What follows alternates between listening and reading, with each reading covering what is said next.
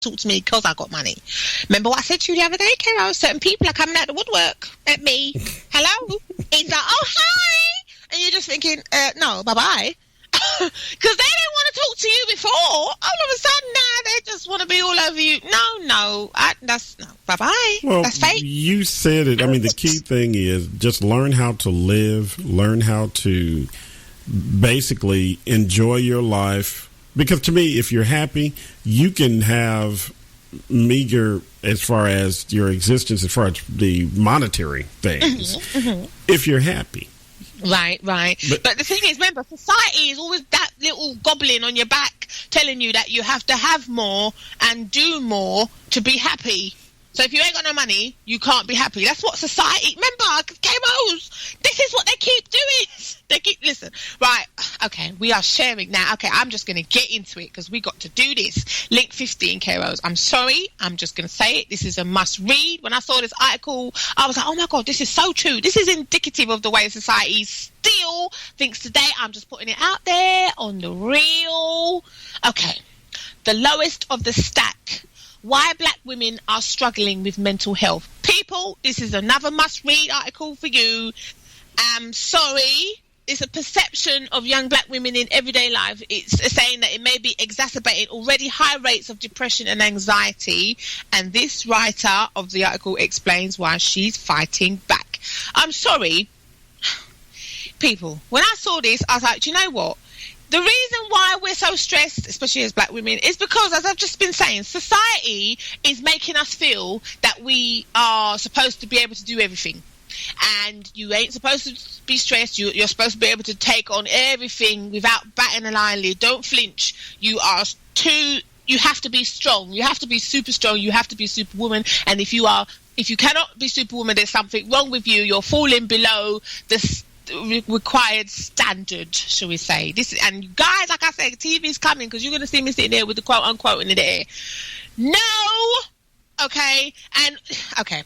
I have to ask you, K Rose. See, when I see something from an article, and it hits me so much that I look at it and I think, oh my God, we have to just quote that because I want to see what people think about this, okay? In my mind, I want to know, what do you think about this? Is society still using multiple forms of discrimination against women, such as race, education, motherhood, all these things, which is part of the reason why women from certain ethnic backgrounds can seem to be more susceptible to depression and low self-esteem than others? This is a big question. I want you guys to let us know at Ask Avani Show, because I just want to quickly read this little paragraph that I quoted from the article, Discrimination Takes Its Toll on Black Women, which is link 16, Keros. I have to read this out because it's very interesting. African American women who viewed themselves as being able to exercise some control over their life circumstances reported fewer depressive symptoms. Women who were subjected to higher levels of unfair treatment experienced more depressive symptoms, in part because day-to-day discrimination undermined their overall confidence in their ability to manage life challenges, leaving them feeling powerless and depressed. Hello? Common sense dictates that if you got people keep jabbing at you and telling you that you ain't good enough and you don't look pretty and you're not this and you're not that, is that not going to start to hit home and make you feel bad? Come on. Well, but that, again, it's just reinforcement. And if we are constantly telling our young boys and girls that you hear, and I've heard this before, I've heard parents yelling at their children, you ain't this and you ain't that and you ain't never going to be this. Well, that is taken internally to that child. Yeah. Hello, and if you're going to keep saying it's bad enough you said it the first time, but don't be saying that all the time. Every time you're angry with them or every time this, you ain't this and you ain't never going to do nothing and da-da-da-da-da. That's going to hit home and they're going to start to believe you. So obviously you want to tell your children things that are positive so that they believe that. And that reinforces that for them. And they're like, okay, well, my mum said that I can do this and I can do anything I want. And you know what? She's right, because I can and I will. Well, the mindset you want. Doesn't the mother and the father, because I'm talking in both worlds, don't they have to have that mentality or that thought process about themselves first? Well, yes, absolutely they do. But you know what, K-Rose? You can break that cycle, you know. You can. Because I was brought up in care, and my foster mother was not very nice to me, I'm just going to say it. And I just remember thinking, but don't get me wrong, she didn't put her hands on me because she weren't that stupid. But see, what happens is when they're not happy with themselves, this is what you'll find with just people in general, when they're not happy with themselves, they want to find ways to belittle you and make you feel bad. Because remember what I said earlier, it's the correlation. Misery loves company. Okay, they don't want to be around you, but they don't want you to be happy because they're not happy in themselves. Remember, they don't want you to do anything which is going to be good because they're not happy in their life and they don't feel that anything good's happening in their life. So why should anyone around them be happy? Hello? You know, it's the reinforcement. They're going to keep being nasty to you because they're not happy, which is not your fault. But that's, you know, like I said, bad mind. Hello, bye-bye. Well, and that's why it is okay. And, you know, everyone that's listening to the show live and that will be listening to the podcast, or if you are listening to the podcast, it's okay to disconnect from people. Yeah, and we're going to put family members and certain people who call themselves your friend in that list. Bye-bye. I'm sorry, you were saying? Not that you have a strong feeling about that. But it's okay. And I don't believe in making a spectacle of it and going and cursing them and yelling at them and saying this is why. Just quietly disconnect yourself from their existence. Oh, no. Okay, I'm just going to share something, Carol. It depends on what they've done and how many times they've done it. Okay. Well, but and this is me. Avani is basically definitely making sure you guys know that if you know, and I've been known to do it. Now, I will in person. I have my moments. I don't make it like a public spectacle. Hey, let me invite you out to the restaurant, and then I'm going to turn over a table and da-da-da. No, you don't have to go that far. Right. I do it on a personal basis. I don't get on Facebook and have Facebook wars or Twitter wars. And if I have something to say, I'm going to DM you. Now, if I want you to have it for eternity, I will DM you, and then if you want to forward it to people or whatever, you know. I don't like that. But if I really, my level of highest festivity is that word I created. If I really am ticked off about something, or if I really need to make a point to me, I will write a letter. Well, there you go. Sometimes you have to just let your feelings show, mate. Because I'll tell you this, Carol. It depends. Like I said, it depends on what they've done and how many times. You know, some people, they just keep doing something, and if you don't say nothing to them, they just carry on their merry way in it because they don't notice that they're just full of it. So you're just thinking, okay, let me just leave you. But sometimes they do. I'm the kind of person, I do have a cut-off point, and you may just do one last thing, and either I will curse you out and then remove you permanently from my life, or I will just, as you said, quietly, but I will just cut you off and I don't chat to you again. And you may not even realise that I'm not chatting to you again. Because if I have blocked you on Facebook or something like that, for example, it may take you a while to realise. Because if you try and send me a message and it keeps telling you this person is not accepting messages from you, and you're like, because you don't get it.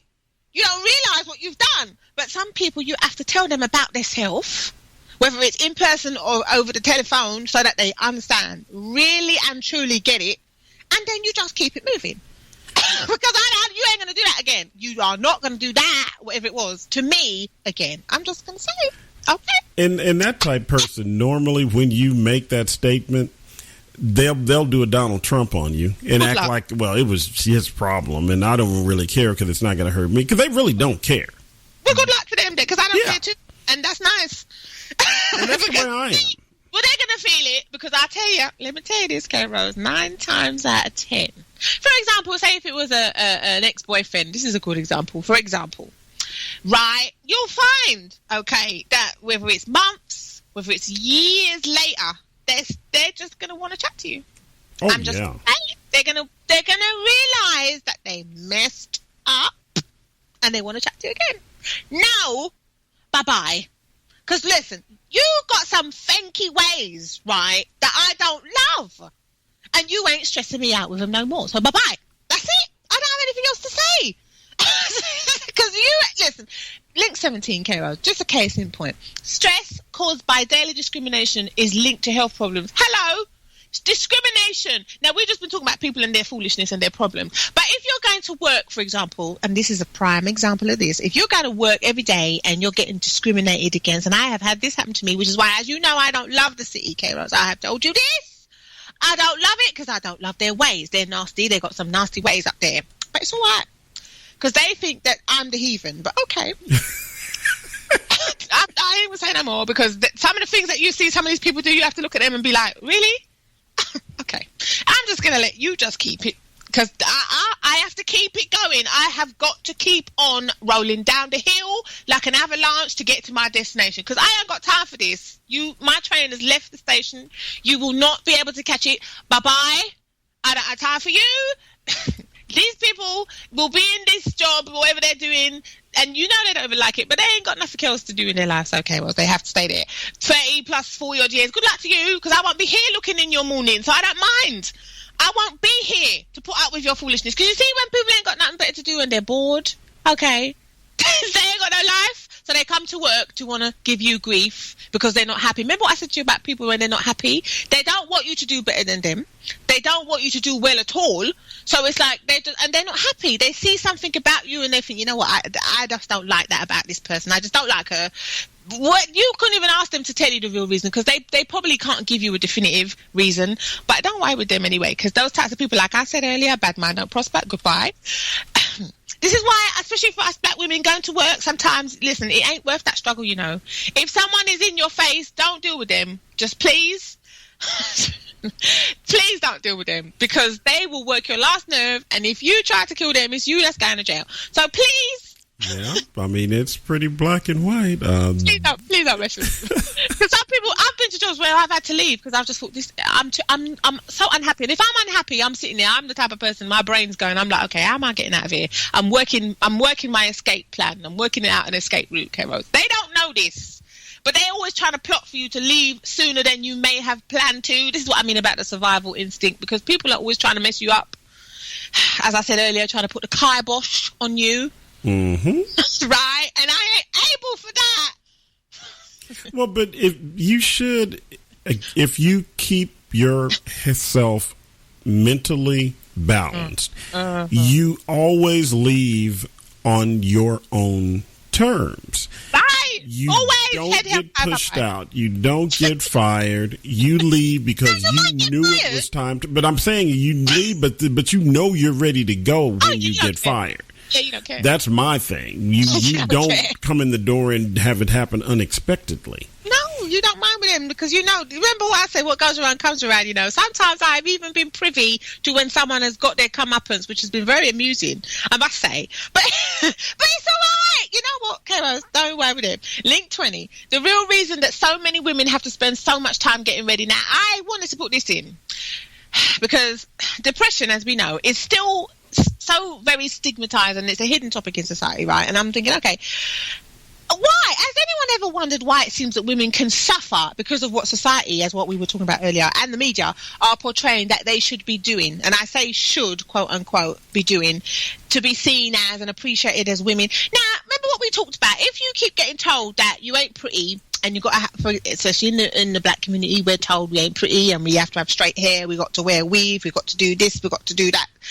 Hello, I'm just going to put it out there. No, you do not. No, you do not. I'm just going to say that. But sometimes people have felt they've had to do certain things and compromise themselves in certain ways just to be able to get their foot in the door because they need a job. You need money, innit? So it's like, okay, and if you're going to be told that if you don't make yourself look a certain way, then you're not going to be accepted in society, you're not going to be considered feminine, then, you know, Link 20, K-Rose, it's like, oh, well, the real reason that so many women have to spend so much time getting ready is because they're being told if you don't, you're not a feminine, you're not a woman, and you're not going to be able to get a job or keep a job, and you're not going to be seen as attractive and all this. And you just think, listen, leave me alone. And this article, the woman saying before 8 o'clock, she's already applied at least seven different products to her face, and she's thinking she's got to put all this stuff on just so that she can be seen as presentable to get out the door. People, you have got to read this, please, at Ask Avani Show on Twitter, or you can go to the Ask Avani Show Facebook group page. We are posting. It is Share Saturday. Okay, I'm just like, what? I'm looking at all this, I'm thinking, okay, and I've said this already, I love makeup. But I love it for me, not because I've been told I have to wear it. Okay, because if they try to tell me that, you know what, I'm so stubborn, I'll probably do the opposite and say, no, I ain't wearing nothing, and I'll just come out of this place. Just to be difficult, do you know what I mean? But, do you know, because why? You're not going to be telling me that, oh, without makeup, I'm ugly. You don't know. But you can, people can say whatever they